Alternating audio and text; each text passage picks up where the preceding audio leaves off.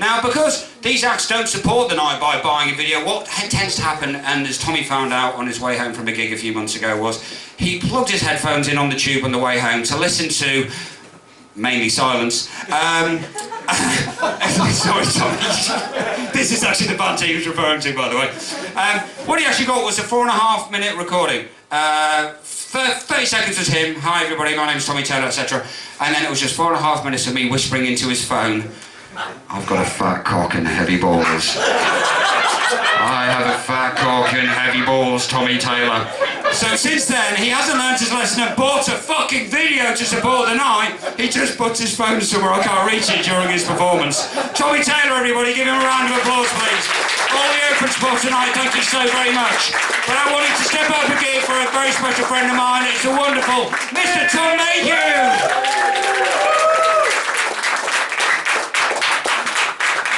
Hey guys, you alright? Yay! Let's start with this, shall we? Not even done anything, there we go.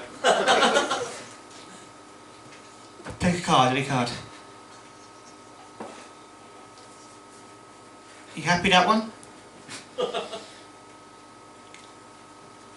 Just having a bit of a clear out?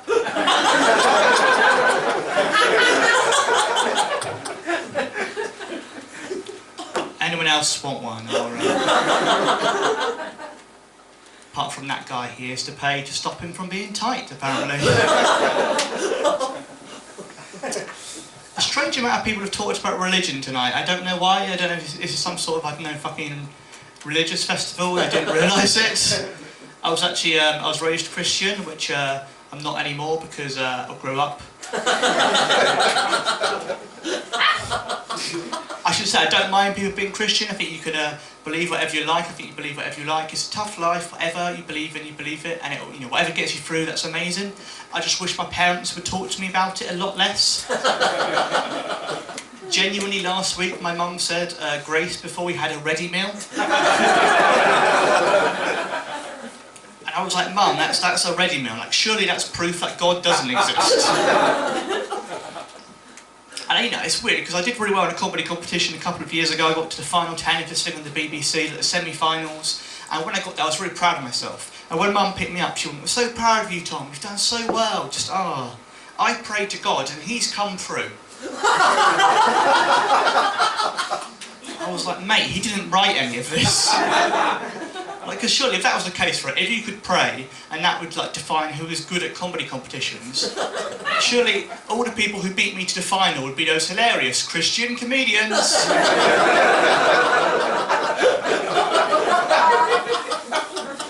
Or just Rob, you know. They'd all be doing material that's a bit like, oh, don't you hate it when you go to church and they've run out of bread?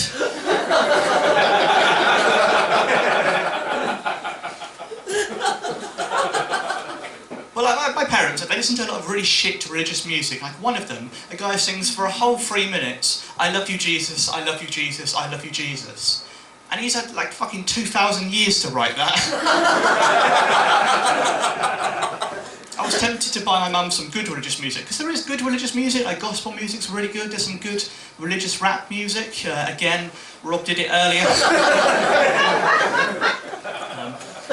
But like, in terms of like proper music, like things like Stormzy, he's a Christian, so I was tempted to buy my mum a copy of Gang Signs and Prayer. And be like, just be like, "Mum, you like half of this?"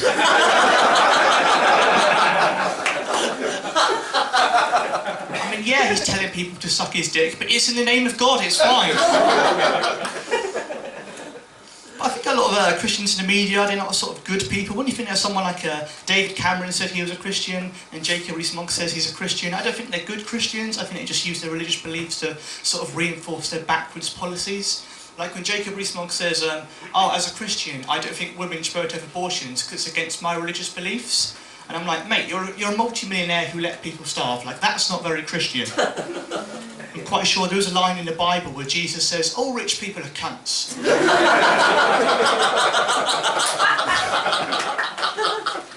I'm paraphrasing slightly.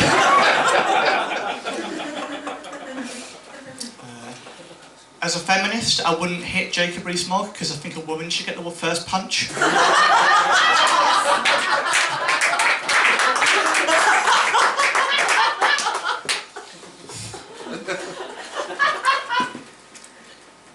can do it because you enjoyed the joke that much. I think that's real privilege when you get to be the first one to hit that man, I think. I'm not advocating attacking MPs because you can't even get close to the ones who deserve it.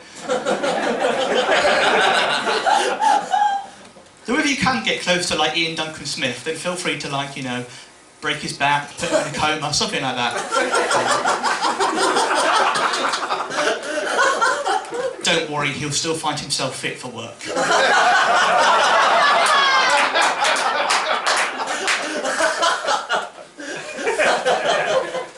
I signed on for quite a while a few years ago. I had to go to this place called the Job Centre Plus. Now, I don't really know what the plus stands for. Presumably judgment and sadness. And if you've signed on, I don't know if anyone has, but you'll know if you sign on, you get someone there called your personal advisor. But the advice wasn't very good because the first job they told me to apply for was to be a makeup assistant at Boots. Because this is what women want doing their makeup. Like, not only that, but me as an 18-year-old, at a point I was just like really spotty and scared of looking at girls. So it'd just be me going like, yeah mate, I'm sure your makeup's absolutely fine, I'm sure it's... You know, it wasn't very personal because I'd be going there about 6 months and the advisor couldn't remember my name. Like I went there one time and my name's Tom Mayhew, which people do misread as Tom Matthew occasionally. So I'd be going there 6 months every single Monday and she looked at me and went, Matthew? Matthew? Matthew? And I was like, mate, it doesn't matter how much louder you say it, it's still not my name. I remembered her name, it's Carol. I remembered it because that's what a human being should do. And there are some good staff who work at the job centre. I don't want to sort of rag on all of them. There are some people who do work really hard, but there's also a lot of Carols. I went there once and Carol was drinking from a mug, and on the mug it said, work to live, live to shop. When you're serving people who A, don't have work,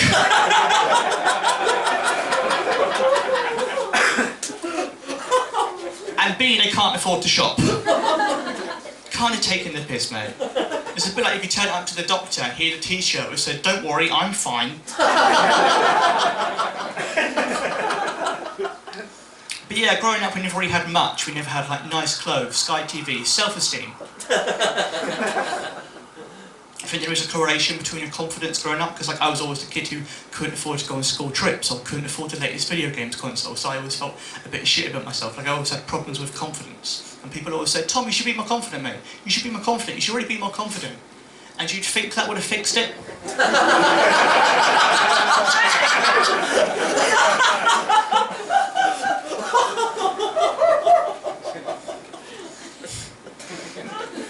I was genuinely coming home from a gig about a year ago, and a bloke stopped me and went, mate, you need to be more confident. You need to put your head up, puff your chest out, because I'm not a mugger, but if I was, you'd be an easy target.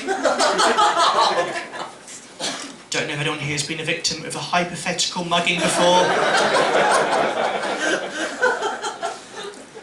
Well, they don't steal your possessions, just like all your self-esteem that day. I do think I'd be like a really bad mug eater, because when someone says give us all your money, they're usually expecting more than £2.50. I've got this image of them sort of taking me to an ATM and being like, right mate, I'm going to leave you with £0. And it's really nice of them to clear my overdraft.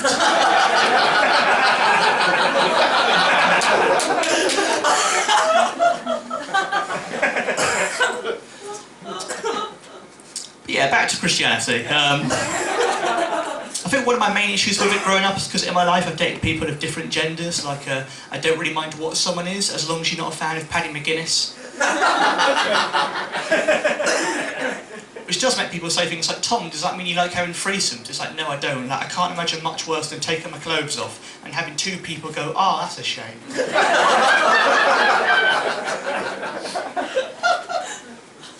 But it did fuck me up, because then the pastor at church once said to me, okay, everyone who's homosexual goes to hell. Even if they're a good person, they still go to hell. So that really fucked me up as a teenager, until I was about 16, and the pastor actually left his wife for a man. So, clearly he just prefers the hot weather there, guys.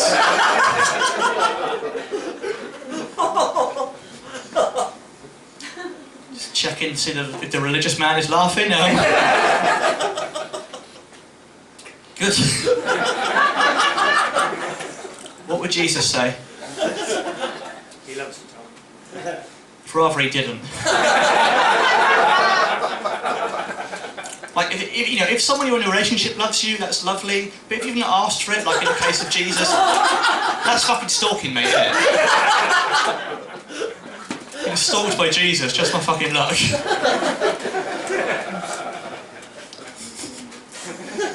Awesome, I might do some new bits now. How are you? You're right. What's the new bit? Okay, I was born 3 months premature when I was born. It's not a joke, it just happened. Basically what that means is, if you don't like any of my material, don't worry, just wait 3 months. I'm literally ahead of my time. But that's a weird thing, because like all through my life, because I was born 3 months premature, I was sort of very lucky to still be here. So all through my life, my parents have been like, "Oh, Tom, you were a miracle baby." And it is a lot of pressure to think that you are the second coming of Christ. And it's that weird sort of thing where, like, basically it means that when I was born, I was in intensive care for about 3 months. I actually, Rob, did you call them, mate? I don't think blasphemy is still illegal, but fair enough. But yeah, basically it means I was in intensive care for about 3 months when I was born, and I actually died twice, which it was all right. I didn't mind it. I'd recommend you all do it at least once.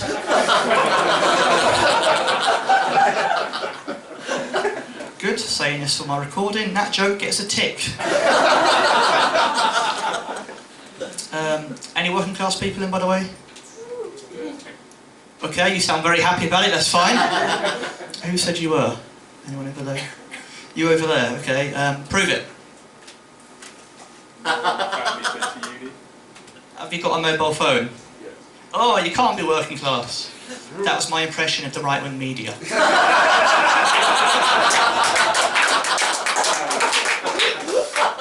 I think there's a lot of things with that. Like I've had it after a gig when someone's been like, "Tom, I didn't think you were working class because you seem quite intelligent, quite educated." And I'm like, "Mate, poor people can be intelligent and educated and interesting. Like, have you not seen Top Cat?"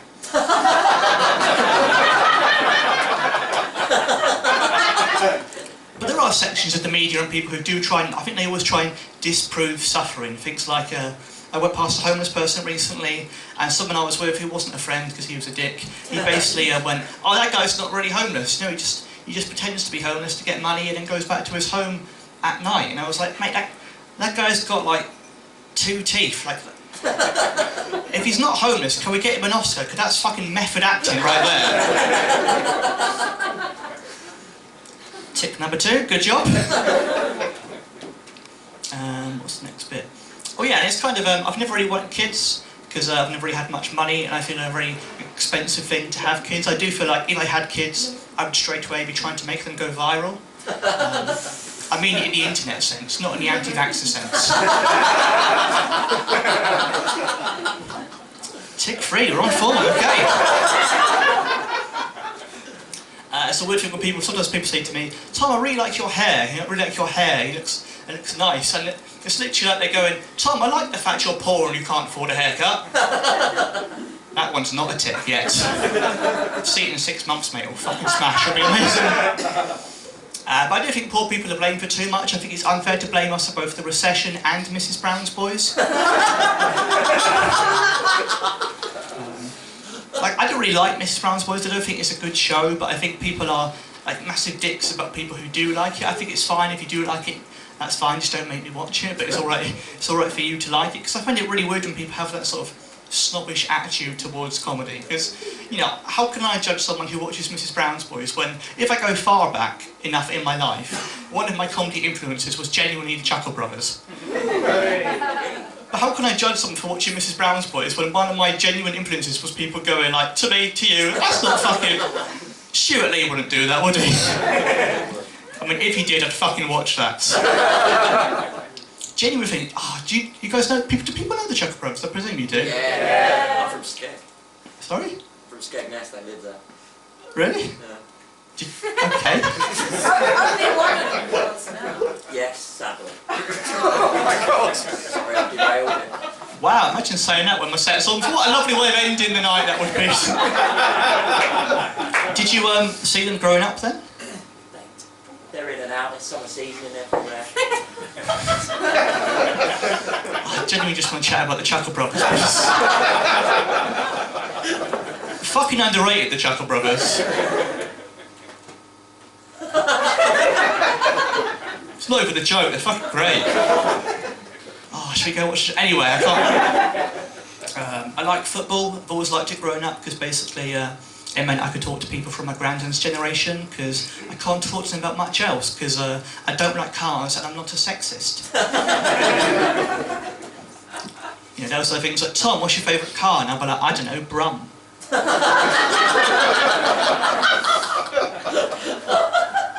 He's clearly the best one, right guys? I'm not a very good football fan because I'm not very much a laddish person. Like I'm very much the type of football fan who's like, the referee's doing the best he can in difficult circumstances. And he looks nice in those shorts. Again, the police are coming. It's legal now. We're not in the 70s, unlike what some people would probably want us to be. Oh man. Right, what other new bits can I do? I think I've actually got a minute left, but I will see. Thank you, this has been both useful and fun. It's my perfect mix of things in a gig, so there we go. Oh, that bit's not really finished, I can't really do that bit. Right.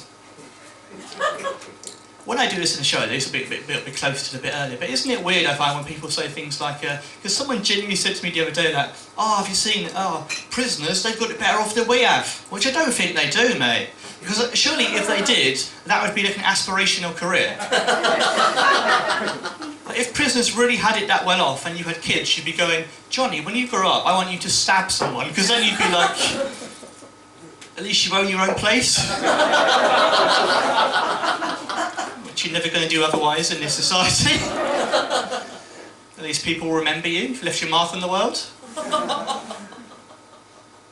Half a tick, I think, for that. Awesome, this has been useful. To the comedians who did stay, well done, you're going to do a lot better than the ones who left. Because,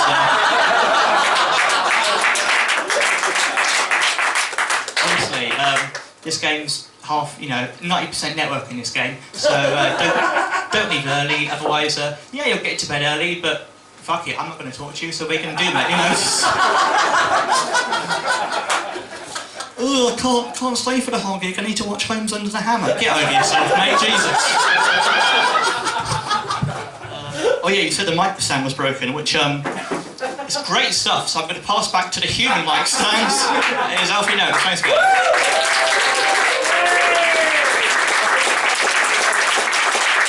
Tom Mayhew, everyone.